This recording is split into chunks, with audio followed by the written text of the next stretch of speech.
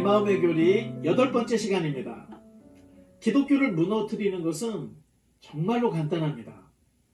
성경이 하나님의 말씀이 아니다, 이것만 증명하면 기독교는 소설로 전락하게 됩니다. 신앙의 내용이 성경이고 신앙의 잣대가 성경이기 때문에 성경이 하나님의 말씀이라는 사실은 정말로 대단히 중요합니다. 그런데 여러분, 성경이 어떻게 우리에게까지 왔는지 알고 계십니까? 성경은 하늘에서 뚝 떨어진 것이 아닙니다. 성경은 형성 과정이 있습니다. 현재 성경의 원본은 단 한 권도 없습니다. 다 사본들 뿐입니다. 그러나 정작 기독교인들은 이러한 문제들을 전혀 모르고 있을 뿐만 아니라 좀 더 끔찍한 것은 알려고도 하지 않는다는 것입니다. 그러니 좀 똑똑한 사람들은 기독교를 비판하기를 성경도 자기들 유리한 것만 모아놓았다, 이렇게 비판들을 하는데, 이 비판의 저의는 기독교가 특정 사람들에 의해 체계화되었고 몇몇의 사람들에 의해 만들어졌다는 이런 주장인 것입니다. 이러한 비평을 고등 비평이라고 합니다. 우리는 최선을 다해서 우리의 자녀들을 양육합니다. 아이들을 그렇게 잘 키워서 대학에 보내놓으면 리차드 도킨스와 같은 선배들이 아이들을 가만 놔두지 않습니다. 반기독교 성향을 가지고 있는 학교 선배들은 우리 자녀들의 이성을 자극하는 고등 비평을 하며 다가옵니다. 그러면 아이들이 맥없이 푹푹 쓰러지고 맙니다. 학교에서 이러한 경험을 한 아이들이 방학 때 집에 돌아오면 눈빛이 달라져 있습니다.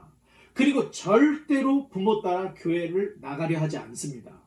지금까지 자신이 부모와 교회로부터 세뇌되었다, 이렇게 생각하기 때문에 그렇습니다. 지금까지 우리의 신앙 교육이라는 것이 너무 감정적이고 의지적인 신앙만을 강조하다 보니 이성적으로 다가오는 고등 비평에 한마디도 대답을 하지 못하고 다 무너져 내리기 일쑤입니다. 우리는 약관을 다 읽어보지도 않고 내 돈을 은행에 맡기고 약관을 확인해 보지도 않고 생명보험에도 가입을 합니다. 정말로 대단한 믿음입니다.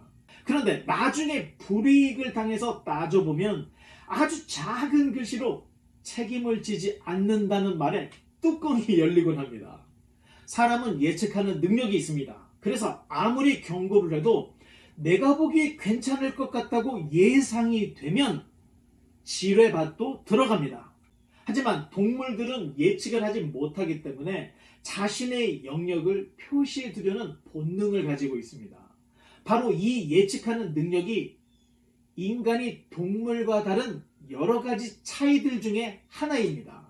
하지만 문제는 이 예측이 빗나갔을 때는 폭망을 한다는 것입니다. 그러면서 그때 자세히 읽어볼 걸, 좀 더 공부 좀 해볼 걸, 이렇게 후회를 하곤 합니다. 어떤 면에서 성경은 하나님과 우리 사이의 언약에 대한 언약 약관입니다. 이 약관을 알고 신앙생활을 하면 피해야 할 것은 피하고 해야 할 것은 하게 되므로 우리 신앙이 건전하고 인격적이고 성경적 신앙을 가질 수 있습니다. 그러면 마지막 만기일에 하나님 나라라고 하는 대박이 터지는 것입니다.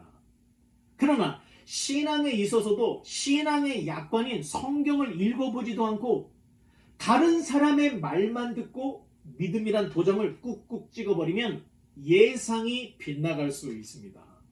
제가 성경을 읽으면서 놀랐던 것은 주일학교에서 배웠던 삼손이란 인물과 성경에 기록되어 있는 삼손이 달라도 너무 달랐습니다. 성경은 삼손을 매우 객관적으로 기록하고 있지만 이미 나에게는 삼손이 나시린으로서 하지 말아야 할 짓을 한 악동으로 기억이 되어 있었습니다. 저는 지금 교회 주일학교를 비판하자는 것이 아닙니다.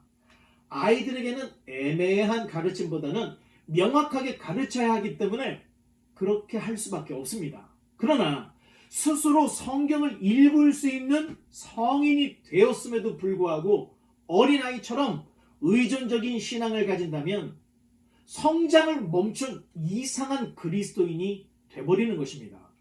장성한 성도라면 이제 직접 성경을 읽고 하나님 백성으로서의 소양을 쌓으며 말씀을 실천하며 살아가야 합니다. 이가 허옇게 나왔음에도 젖이나 먹으려고 한다면 신앙이 징그럽게 퇴보를 하고 있는 것입니다. 성경을 모르고 예측적인 신앙에 머무르게 되면 매우 감각적이고 의지적인 신앙에서 벗어나지 못하게 됩니다. 이러한 신앙의 특징들은 신앙이 머리에만 있는 관념적인 신앙이 되거나 삶과 신앙이 연결이 되지 않는 이상한 크리스천이 될 수 있습니다. 그러니 크리스천이면서도 공직생활 중에 뒷돈을 받아서 권력형 비리에 연루되기도 하고 성추행의 가해자가 되기도 하고 크리스천 오너이면서도 직원들을 비인격적으로 대하고 임금체불에 노동 착취를 하면서 전혀 양심의 가책을 느끼지 못하는 세속화된 무늬만 크리스천이 될 수 있습니다. 성경은 지금으로부터 가깝게는 약 2000년 전, 멀게는 약 3500년 전에 기록된 하나님의 계시의 말씀입니다. 계시란 하나님이 자기 자신을 드러내는 방식입니다. 따라서 하나님을 신앙한다고 할 때 하나님께서 자기 자신을 드러내신 성경을 통해서 신앙을 갖지 않으면 교회를 오래 다니고 열심히 다녔다 해도 기독교 신앙이 아닐 수 있습니다. 하나님의 계시는 하나님께서 창조하신 모든 세상에 드러나 있습니다. 이것을 전문 용어로 자연 계시라고 합니다. 그렇다면 자연 계시에 의해 사람들은 자연 속에서도 하나님을 발견할 수 있어야 합니다. 그런데 전혀 그렇지 않습니다. 역사를 돌아보면 자연 속에서 하나님의 발자취나 손길을 발견해서 하나님을 잘 섬기는 나라나 민족은 없습니다. 왜일까요? 태평양의 마샬 제도에 비킨이라는 섬이 있습니다. 이 섬은 바다 거북들이 알을 낳는 정말로 아름다운 섬이었습니다. 그런데 불행하게도 이곳에서 핵실험이 있었습니다. 핵실험 이후에 방사능에 노출된 거북 새끼들이 방향 감각을 잃어버려서 바다로 가지 못하고 헤매고 헤매다가 결국은 섬에서 말라 죽는 일이 있었습니다. 인간이 자연 속에서 하나님을 발견하지 못한 이유는 바로 죄 때문에 본성이 타락해서 방향 감각을 잃어버렸기 때문에 자연 속에서 하나님을 발견하지 못하고 있는 것입니다. 따라서 인간의 자력으로는 자연 속에서 하나님을 찾을 수 없습니다. 그래서 다시 주어진 계시가 특별 계시입니다.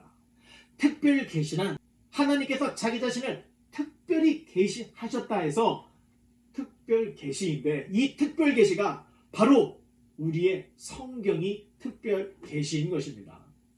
그러니 누구도 성경을 떠나서는 하나님을 제대로 신앙할 수 없습니다. 성경은 하나님이 누구이신지, 왜 인간은 죄인인지를 기록한 계시의 말씀이기 때문에 성경을 가까이 하지 않는 신앙은 기독교 신앙이 아닐 수 있습니다. 다음 시간에 이 성경의 정경에 대해서 우리가 함께 나눠보겠습니다. 감사합니다.